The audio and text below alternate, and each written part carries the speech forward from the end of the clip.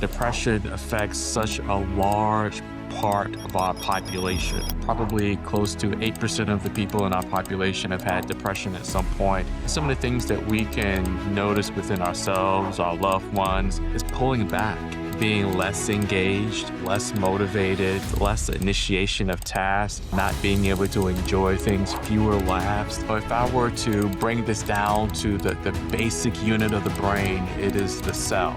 That thing that we all learned in like 4th or 5th grade. So we're gonna think about the cell for the brain called the neuron. But this neuron, when we're depressed, it gets weaker, actually starts to shrink in its size, it gets smaller, and then the areas of the brain that are totally affected by depression, because these neurons are getting smaller, these areas of the brain actually start to shrink or atrophy. And these pathways then over time become altered such that the maladaptive or bad way that we think or that we feel in these neurons that are connected to each other that create circuits, they become the default way that we start to function. When we tell people that be strong or shake it off or can't you just get over it, actually that sends different signals to the brain. When we feel invalidated, and those are invalidating statements, when we feel that, it increases the amount of cortisol that we start to release, which then makes our depression that much worse or deepens our symptoms. If we had a supportive, encouraging approach, it takes us from this fight or flight in our nervous system to being defensive and being on guard. It takes me to a more relaxed phase of my nervous system where the parasympathetic system can now take over, and that promotes healing for us.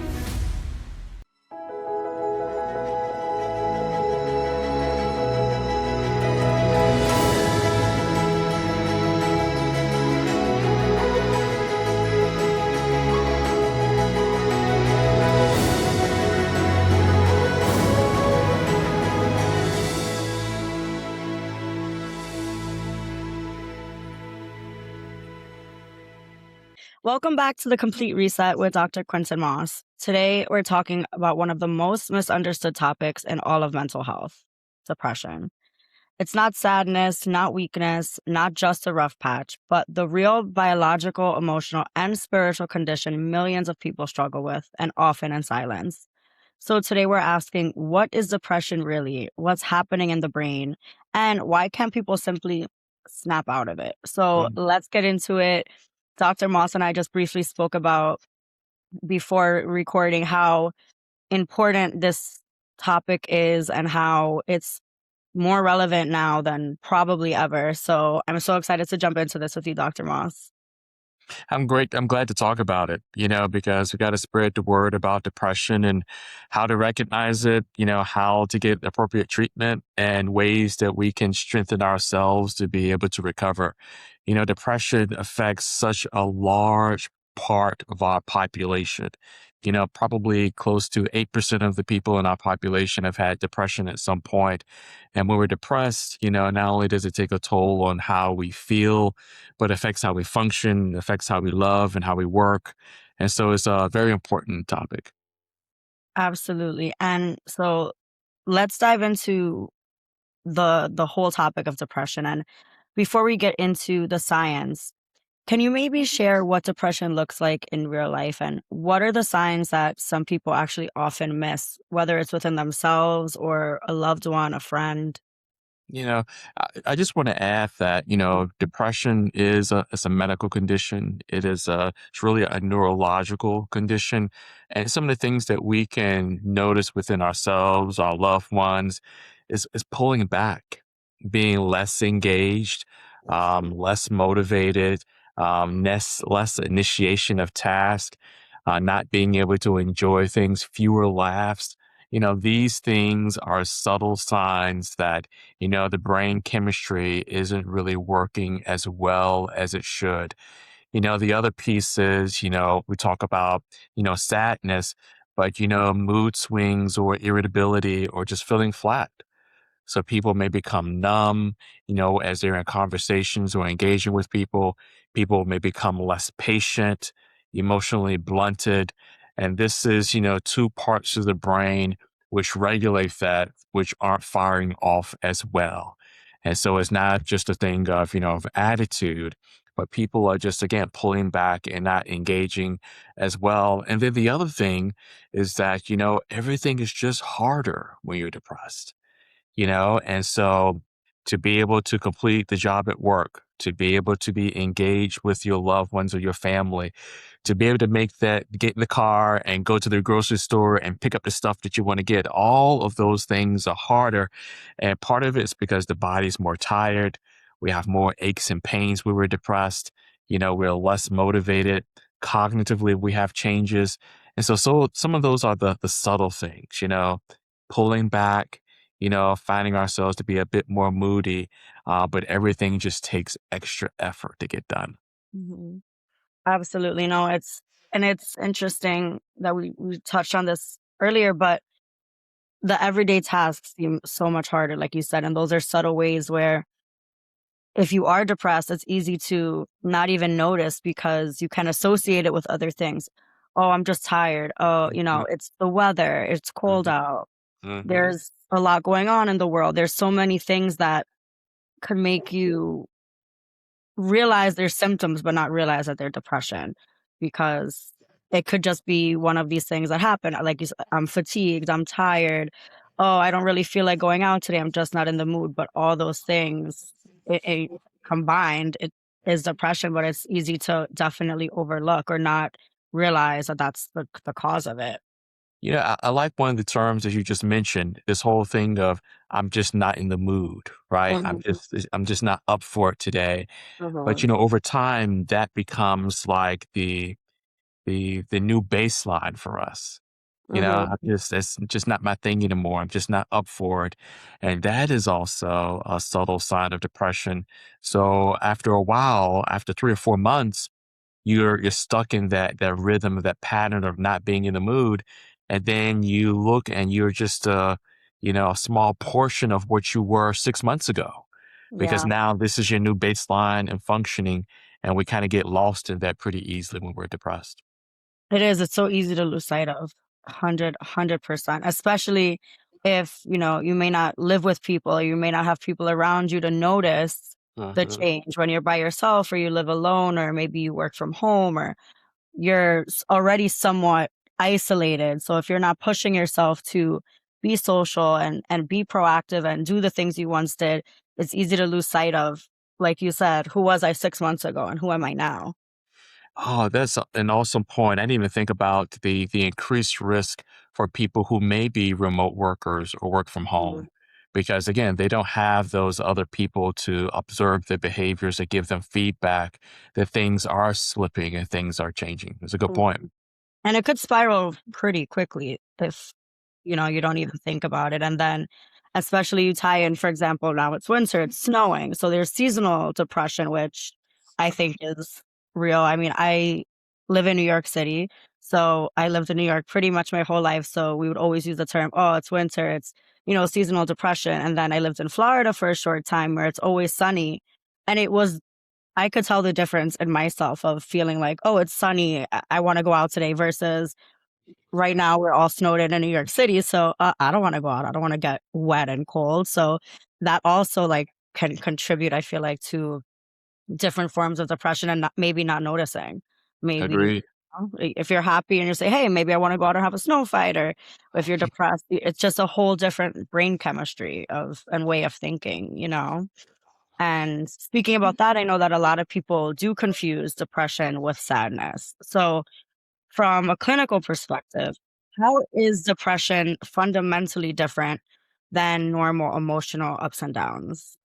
One of the things that I point to is this persistence.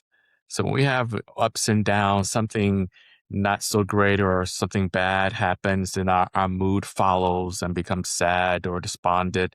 We can make that connection and we can understand that. But, when we have things bad happen, things good happen, regardless of the circumstance, the depression continues to linger, meaning that that lack of joy, that sadness, not being able to get the energy up, it's there oftentimes regardless of the circumstance, even when life improves. Our brain stays in that state. That's one of the signs that this is different from just sadness. But then the other is that, how impaired am I in all of my roles? Where I'm talking about my role at work, my role in relationships with my family, self care, being able to take care of myself. When we're depressed, those things start to fall off and they have a significant impact. So think about the persistence of the sadness or symptoms. Duration is another thing. Thinking about, 2 weeks or longer, where most of these days are filled with these symptoms. And then just the impairment, not being able to do it. When you think about, loved ones, family, friends, work, school. Mhm. And it is, like we said, it is easy just to get stuck in that mode and lose sight of it. So even having a time frame on it, I think is helpful to kind of notice it yourself. So is that like about what you would say if it's been about 2 weeks and you're kind of feeling the same way? Would you think that that's a solid like time frame to kind of think about it internally? Like I've been feeling this way for about 2 weeks. And that's about. That's a good point. It is 2 weeks, and that's how we, clinically make the diagnosis and looking at someone with this constellation of symptoms that's lasting for at least 2 weeks.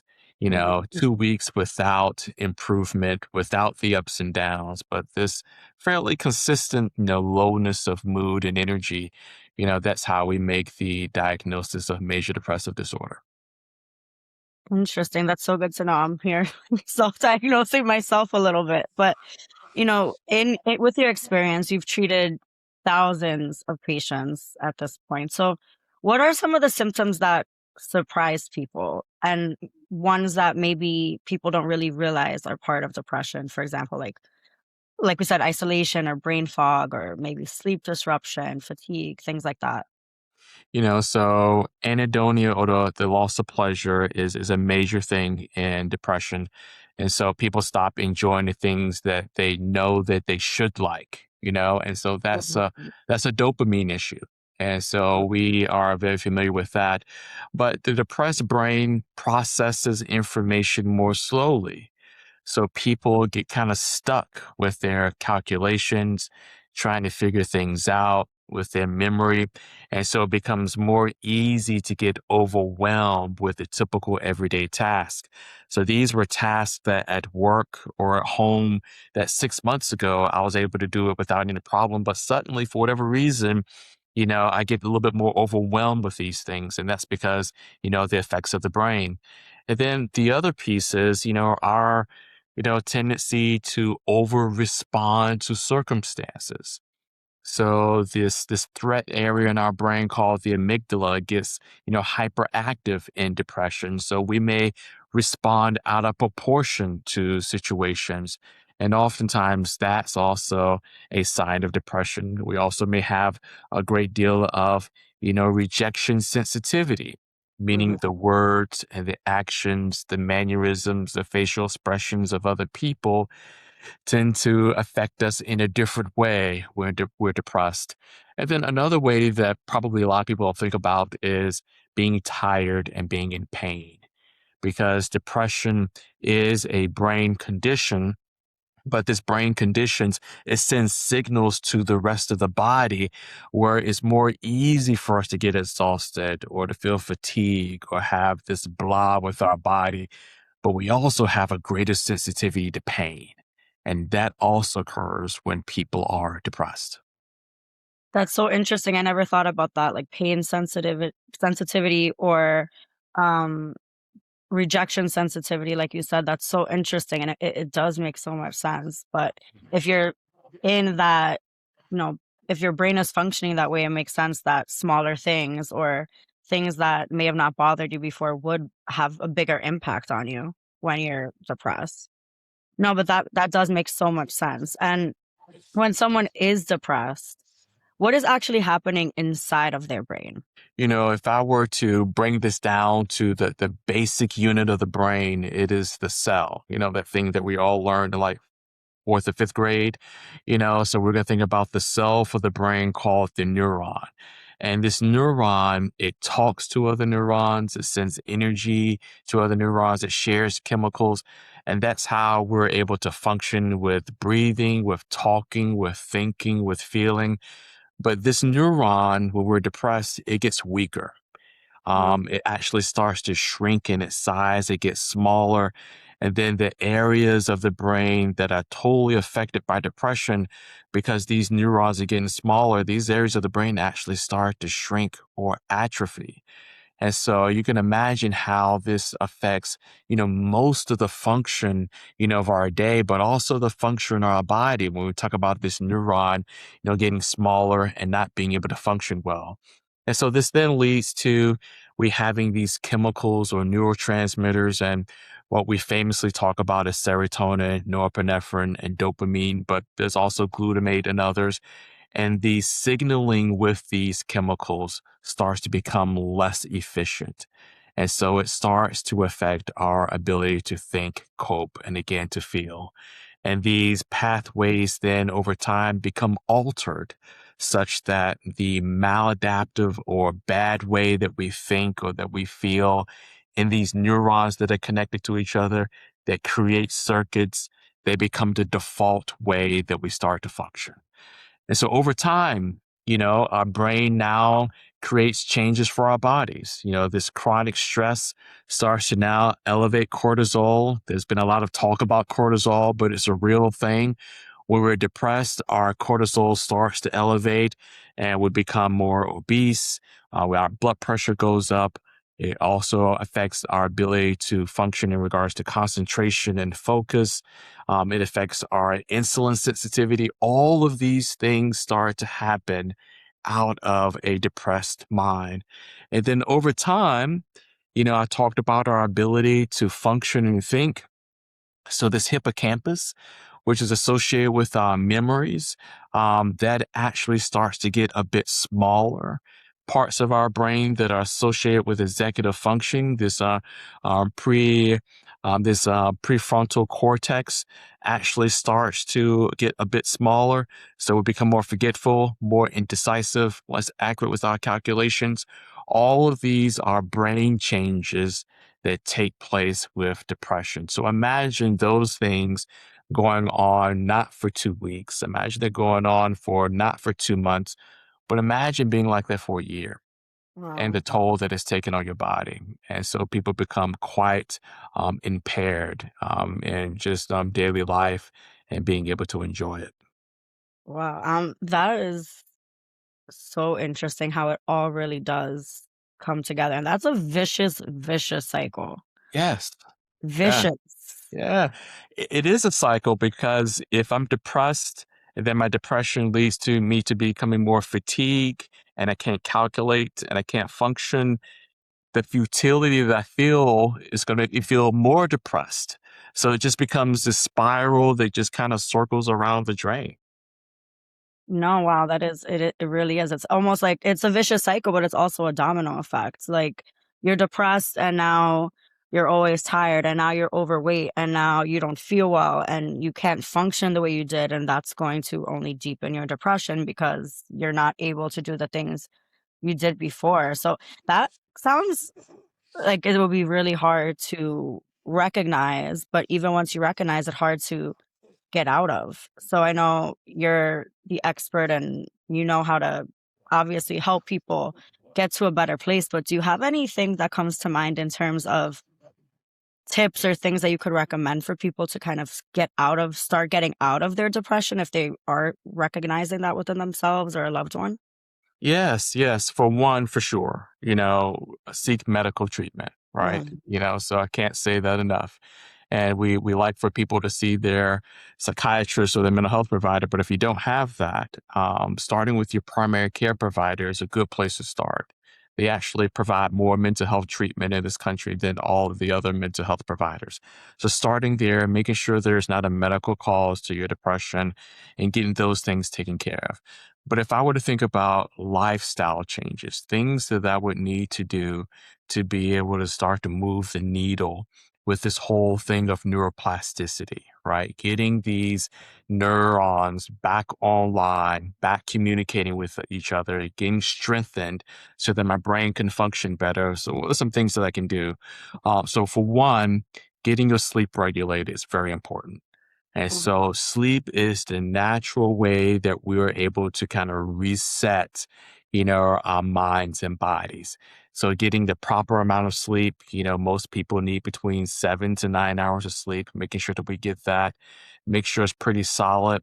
Being in REM sleep for the appropriate amount of time allows for our cells to be bathed in this brain derived neurotrophic factor, which allows for our neurons to start building back up, getting stronger.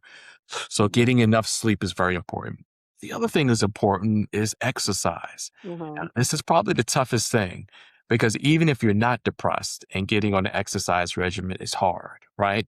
But getting into a way of having movement, I try not to talk about exercise, but I talk about movement. Mhm. Walking more, even walking more in your home or apartment is a start with this whole thing of getting physical movement.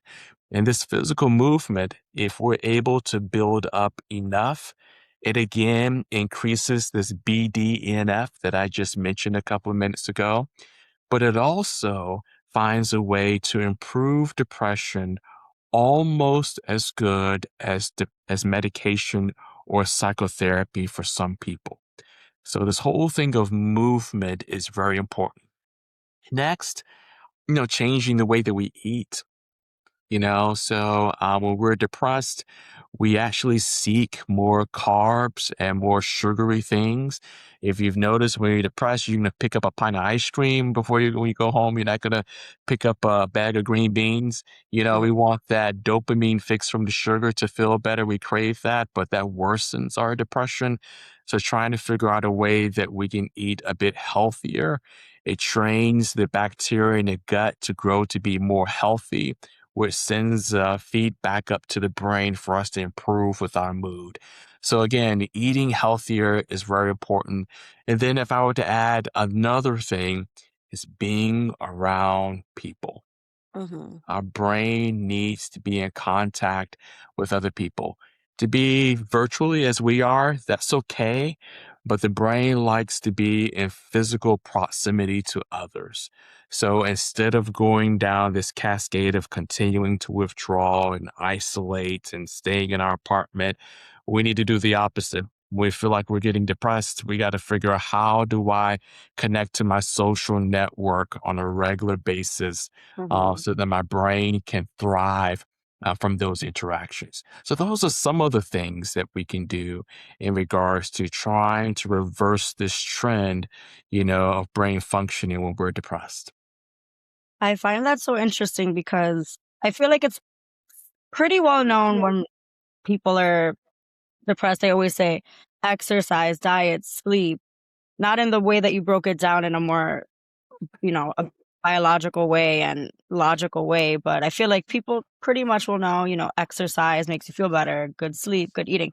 But like socializing is something that I think is not talked about enough, especially now, post COVID, where the world went so virtual that Mm, probably is having such an effect on people that are more isolated than they had been before, or may not even do virtual meetups or friendships or anything online and just might be completely isolated. So virtual, I think, is obviously better than nothing, but it doesn't replace in-person activity and doesn't replace that at all. And I think when you're depressed, again, isolation is one of the things that people tend to do.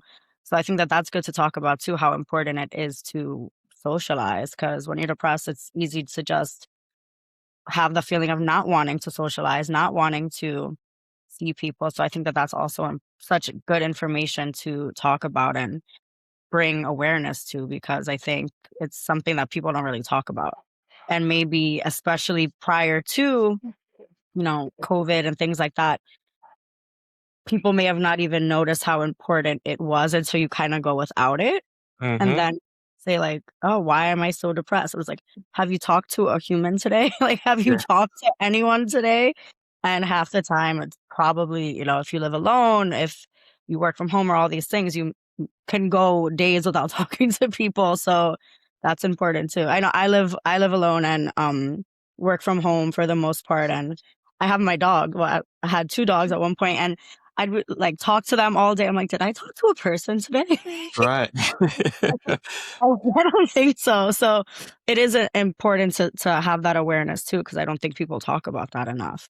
Was going to add, in tying to this thing of, being in physical proximity with other people and how much of our brain needs that. What I should probably mention just briefly now, and then maybe we can talk about in a whole nother episode, Mhm. is limiting what we're doing with our phones. Yes. So, what we're doing with our phones has a way of kind of accelerating what we see with depression because we start to deplete our dopamine or become less responsive to it because we're engaging so much with our phone. And dopamine is necessary for us to have a stable mood and being able to focus and concentrate and being able to have motivation to do things. And so we start to deplete that where we're on the phone. But also being on our phone, in particular social media, again, it arouses that threat place, that Mhm. amygdala. And so we start to be on guard, on higher alert all the time, and all the anxiety that kind of goes along with that, not realizing that our interaction with our device is feeding that. So trying to figure out a way to kind of peel back some of that time that we're spending on social media or with screen times with our phones.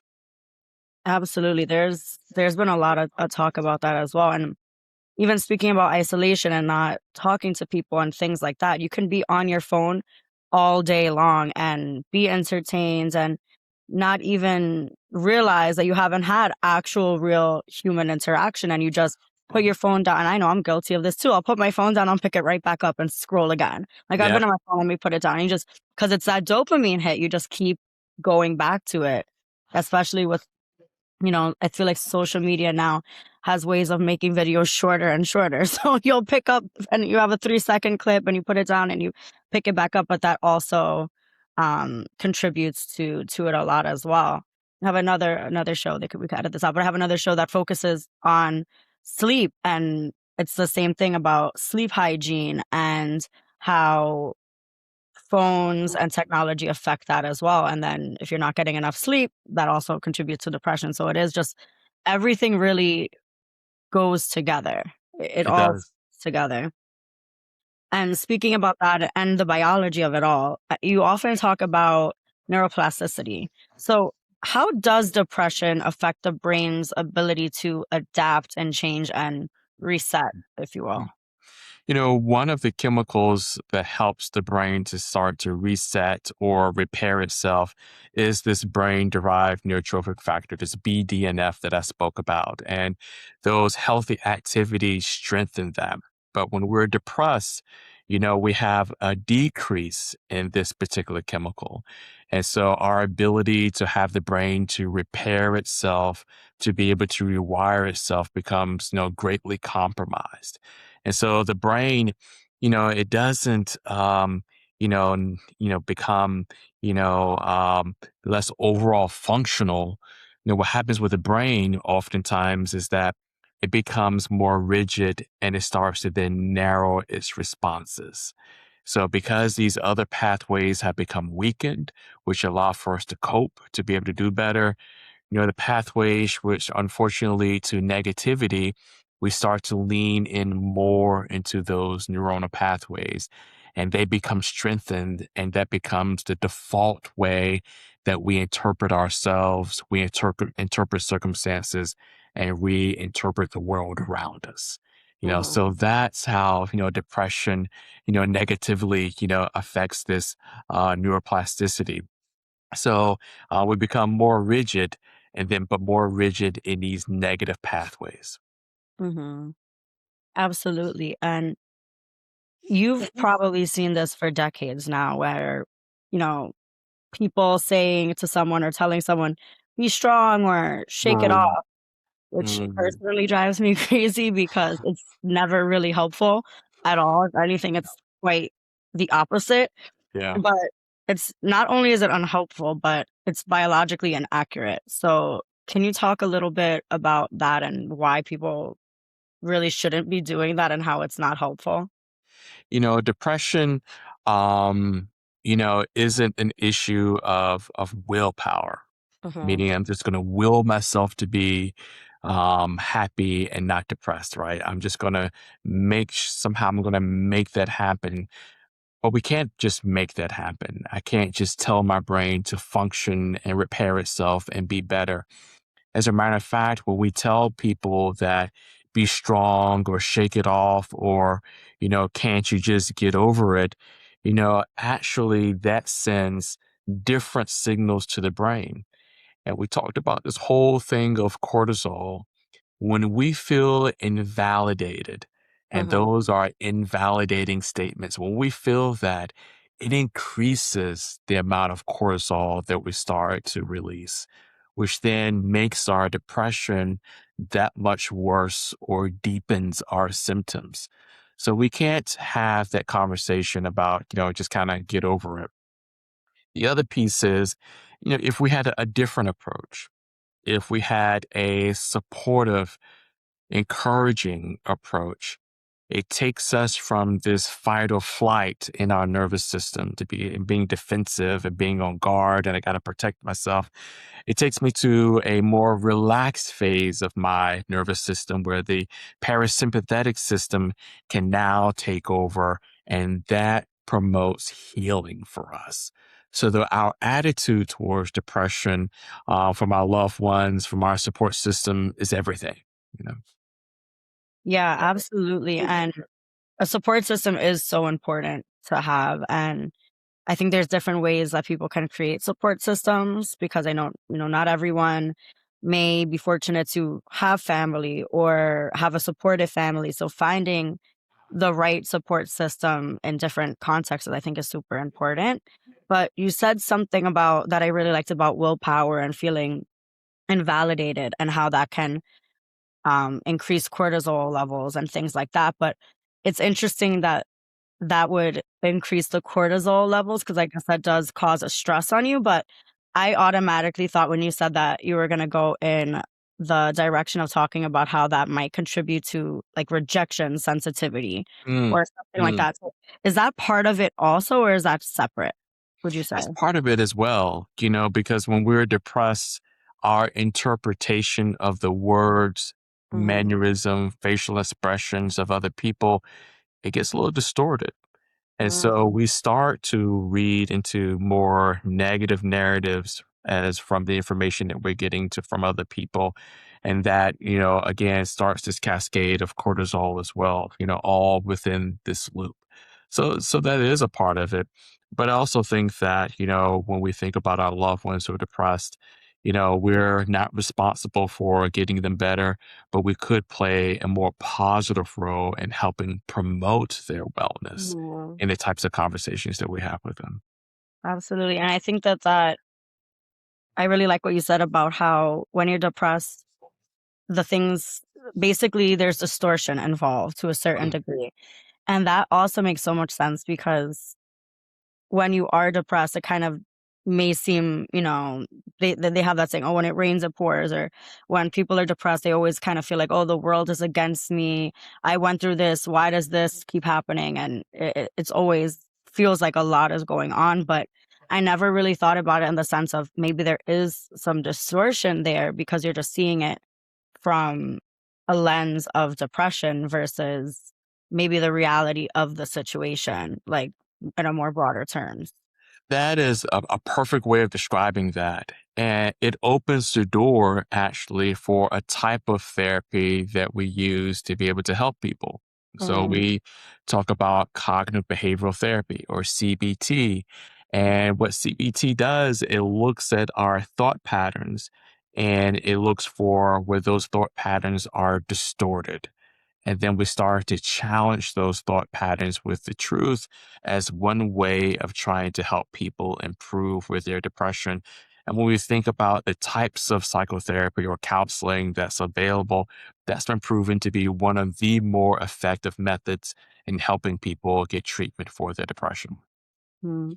And even going back to what you said also about willpower and how depression isn't something that's related to willpower. It's people that are depressed. No one wants to be depressed, right? No one chooses to want to feel this way and be depressed, obviously. So it's not a thing of willpower. So the shake it off or, those sayings, it is good to bring awareness to because if you don't know what you don't know sometimes, right? And people might think saying shake it off or it's not that bad or whatever these invalidating statements may be, it people don't realize that depression isn't about willpower. People can't simply do that. So I think that that's also just so good to talk about too because no one wants to be depressed. And No. once you are, it's hard to change your brain chemistry and not quite snap out of it, right?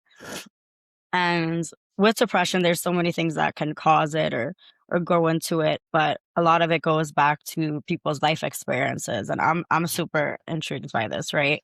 So childhood patterns, trauma, loss, play in shaping how does that really play into shaping someone's vulnerability to depression? Mm, I like the way that you said that as far as vulnerability to depression. So Mhm. we can have trauma, awful life experiences, but it doesn't mean necessarily that everyone who has those experiences is going to become depressed. But when we do have those experiences, and the younger that we have those experiences, this this device in our brain that manages stress, interprets stress, it actually becomes unwell. It becomes hypertrophied. It becomes overactive. So we think about this amygdala, and we talked about how it really is the place where we are able to interpret the stress or the threats that come to us. Sometimes it's able to place some meaning to that. And then it helps to facilitate how we're going to respond. If we have changes with that early on, loss of a parent, living in poverty, suffering abuse, having a neighborhood that's heavily policed, right? Great deal of violence. All of those things play a part in affecting that threat response. But over time, we develop this elevated cortisol level that puts us on alert for everything. Everything looks like a threat. Everything looks like it's coming at us. And so it affects our mood and our functioning. If that happens long enough, the cortisol actually starts to dampen, to lower. And then we don't have enough cortisol for energy to get started with our day. It's hard to get out of bed. It's hard to face challenges because we don't even have enough cortisol to help us to be able to meet those important life circumstances. Beyond that, when we do have those experiences rather young, it affects our sensitivity to some of our neurotransmitters or brain chemicals. So we talk about dopamine, this feel good chemical in our brain that helps us to be able to be motivated, helps us to be able to experience pleasure. When we have catastrophic or significant trauma or loss as children, our ability to be sensitive to the release of that becomes dampened. And so Mhm. now we have to do over the top things in order for us to be able to have the same pleasure compared to someone who has not had those experiences and how they're able to manage their dopamine. And so it does create a vulnerability for depression. Place that on top of a recent divorce, place that on top of a significant job or friend loss. Take that on top of all of a sudden my finances are lost. And yes, people can become terribly depressed. So, No, that it is so interesting too. And even thinking about how that can happen at such a young age and even affect cortisol later on in life. And this may or may not be accurate at all, but it's a thought I had while you were saying that was also like that goes into other ways that can cause deeper depression, like you said. But for example, someone who is vulnerable and who has been through those traumatic experiences can also become super empathic.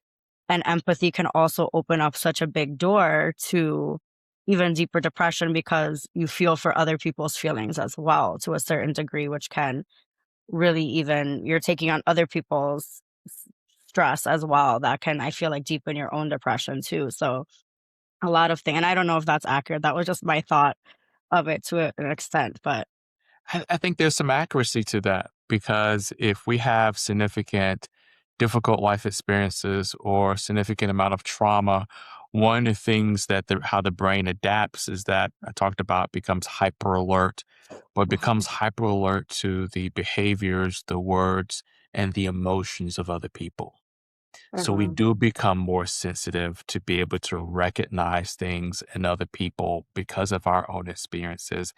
And for some people over time, that can become overwhelming mhm. because we can identify so readily with the experiences, the mood, or the emotions of those people that we engage with. And that for some people can become a burden. And I think that it could also, for example, go into so many different,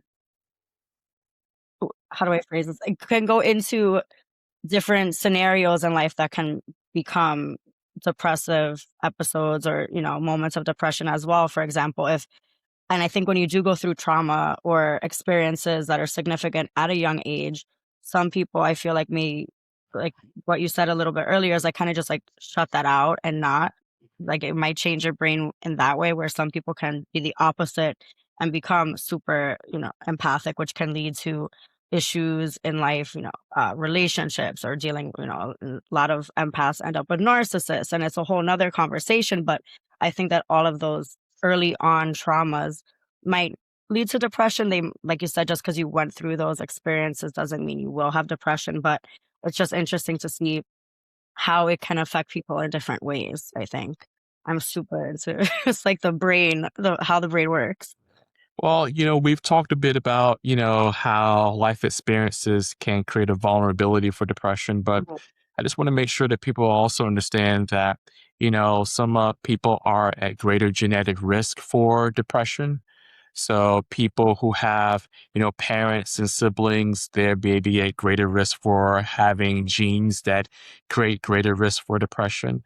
There is no great risk, genetically. So if we have parents who suffer from depression, siblings who suffer from depression, then the likelihood of us suffering from depression is also increased. But there are medical conditions which can cause depression.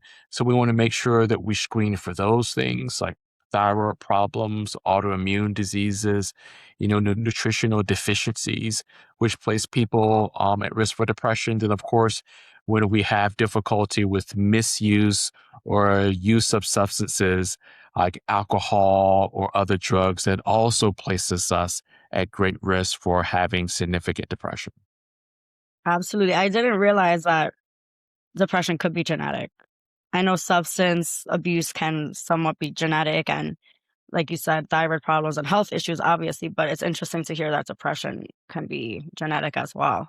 Yes. Interesting. And even speaking about that when it comes to beyond genetics, but just lifestyle or anyone's lifestyle, can you kind of touch on or explain why sleep, movement, and food can actually be as impactful as medication for certain people or certain patients? It goes back to this brain derived neurotrophic factor. And that, is one of the chemicals that all of those things affect through various pathways and cascade of chemical reactions, but they often lead to this one particular chemical. And this chemical, you can think of it as a band-aid, as a healing ointment. Think of those pictures. We think about what it does for these neurons in the brain. It helps these neurons become stronger. It helps them to create more connections with other neurons.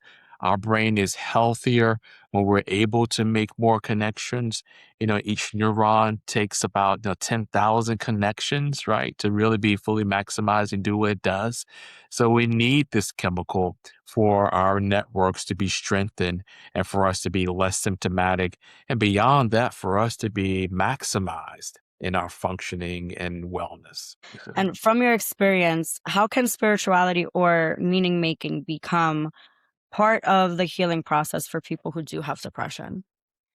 One of the things that meaning gives for us is a way of activating this prefrontal cortex, which acts as a regulator for other parts of the brain. When we have meaning or purpose, it allows for these systems to be more aligned, with their functioning. When we don't have that, then we don't have as much of a construct to help us with stress reactivity. When life happens, when our brain is stressed, and making sure that we get an appropriate response, this prefrontal cortex allows for us to be able to do that. And having meaning actually strengthens that. But even, beyond that, when we think about, our spiritual practices, right? We understand that, when we have prayer, when we meditate, when we are able to practice some gratitude, is actually able to hit certain parts of the brain which are associated with pleasure, with cohesiveness, with emotional regulation. Those things actually become more in line when we're able to practice those behaviors. Even when we think about gratitude, we talked about how when we're depressed, we seek more negative things, and the way that we interpret things becomes more negative. When we're able to practice gratitude, it actually rewires that over time. So now our brain defaults to look for the more positive explanation of why something is. And it looks for more positive and pleasurable and gratifying things outside of us instead of the depressive loop that we've been stuck in. So I think that spirituality in general has a great way and is a huge opportunity for us to be able to get better with our depression. From my background, being a follower of Christ, his words of love and support, never leaving, all speak to what we need to hear and understand in regards to these periods of challenges, of tribulation that are often associated with depression. I love that. And I think that going back to what you said, even about gratitude, is so important. And I don't know, obviously, the biology behind it, but I think that it is something that definitely can rewire your brain in a way. Just instead of the whole, the premise or the idea of what we said earlier, why is this happening to me, kind of, or when it rains it pours, that analogy of um things are kind of going bad, so you'll see the bad in a lot of other things, which is normal, but changing that in your head to rewire to see the good in things versus the negative. It's easier said than done, of course, but I think it is something that can definitely rewire your brain. It's something that I've always been big on, and I've suffered a lot of trauma and loss young, but there's a lot of people who know me will always say, "How do you, you're always still so positive?" And it's because I learned that young to always try to focus on the good. Like, I'm the type of person that will always try to find the silver lining. And there's times that the world is overwhelming, life is overwhelming, and people do get depressed. But finding the little things to be grateful for and have gratitude, I think, really, really can shift and your mindset completely. And going into depression is treatable, but there's such a stigma around it. And I love this podcast so much because I love bringing awareness to it and talking about it because there is such a stigma, and depression is treatable. So for many listeners or anyone who knows someone who can benefit from this, who may be feeling stuck or not feeling like themselves, really. Can you walk us through the main treatment pathways that actually do work and really help people come out of depression? Well, I'm glad because there are many options for folks to get better with depression. Mhm. But if I were to start with, first reiterating that if you feel that you've been depressed, seeking your primary care provider, that is important so that they can do an assessment and trying to figure out, make sure there aren't any medical reasons why your brain and body might be responding that way. Because we want to make sure that we rule that out. And if there's something that's there that's treatable, we want to treat the other underlying medical condition so that it's taken care of.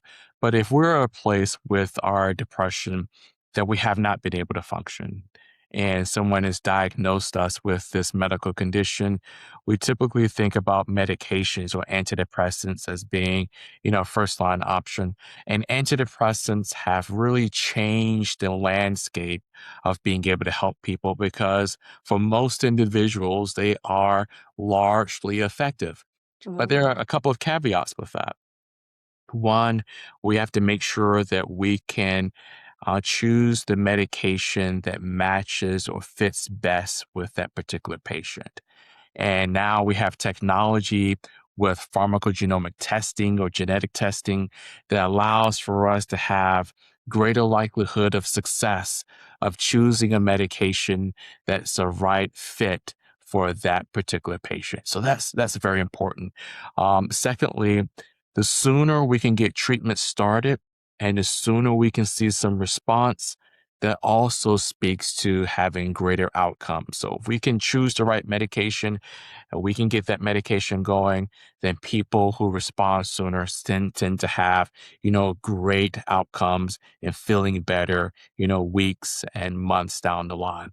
So medications remain a great option for individuals in getting better. A primary care provider can do that, but also a mental health provider can prescribe that as well.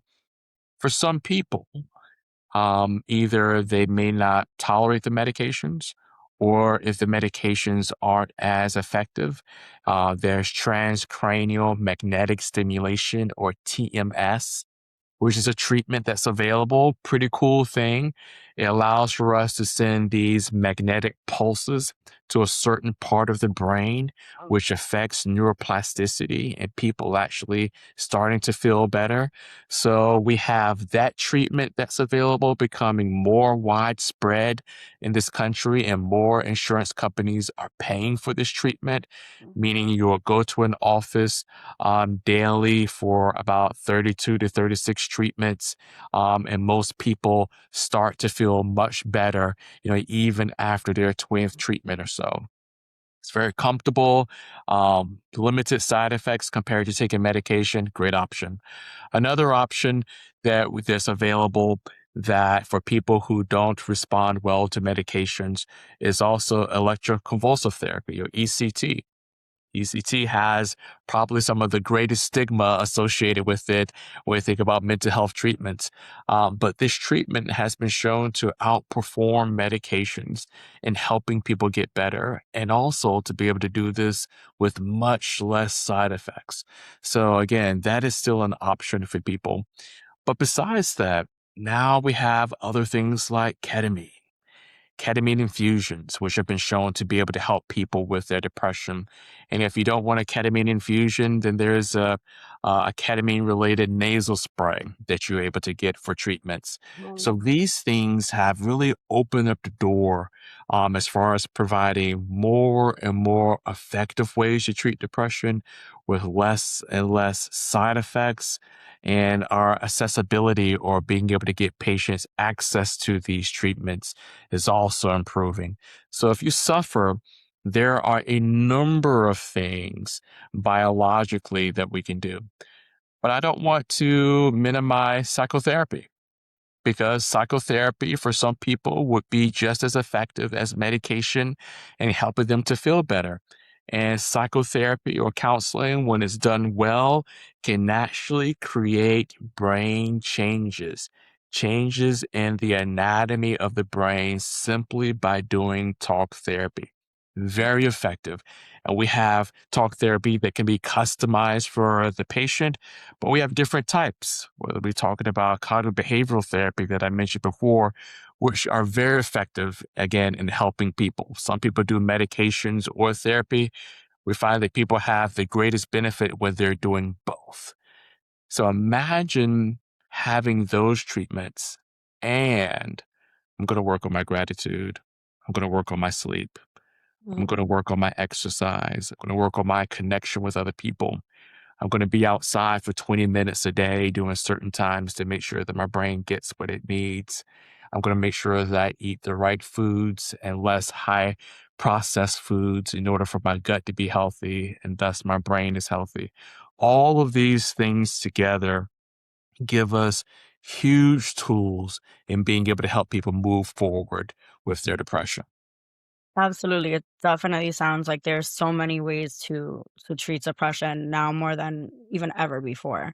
I've Mhm. never heard of CMS. I think that that is super interesting, and I think there's so much that we can go into in this podcast. I'm so excited to dive into so many different things. And I think ketamine therapy is something that people are starting to talk about, and I've heard about it, but I don't know much about it. So I think it's one of the newer things as well. So I think that that would be something to dive into in another episode as well. But it definitely is treatable, and there's so many ways to get the help that you need, it sounds like. So definitely you're the expert. One of the things that I wanted to speak about that we haven't had a chance to talk about, Mhm, and that is thoughts of death or suicide. mhm. So that is one of the major symptoms associated with depression. And we want to make sure that people know that they can reach out if they're having any thoughts of, people would be better off if I weren't here, or why do I have to continue to do this, or, life isn't worth living. Any of those thoughts are signs that the brain is not functioning well. Not that this person has weakness, but the brain is not functioning well, and we have to get that person to care immediately. So there is 988, which is a national number that people can call if they feel as if they're in distress. They can have also these conversations with their medical providers if they're feeling such duress. And if there's no one for them to talk to at all and they're having these thoughts, calling and finding a way to get to the nearest emergency room would be an appropriate response to make sure that we can get people safe. Absolutely. That is so important that you brought that up, and hopefully we can have a deeper conversation about that as well on another podcast. But it is something that is I don't think is talked about enough at all. And like you said, there is help. So if anyone is feeling like that, make sure you said the number is 988. Yes, right. 988 emergency room. Call someone if you have someone to talk to. Be aware of that. And if anyone is suffering with like those suicidal thoughts, like we talked about, you don't have to live that way. Depression is treatable. There's so many ways to get you out of that headspace. And I'm glad that you brought that up and shared those resources as well. And, depression, it's not a character flaw at all.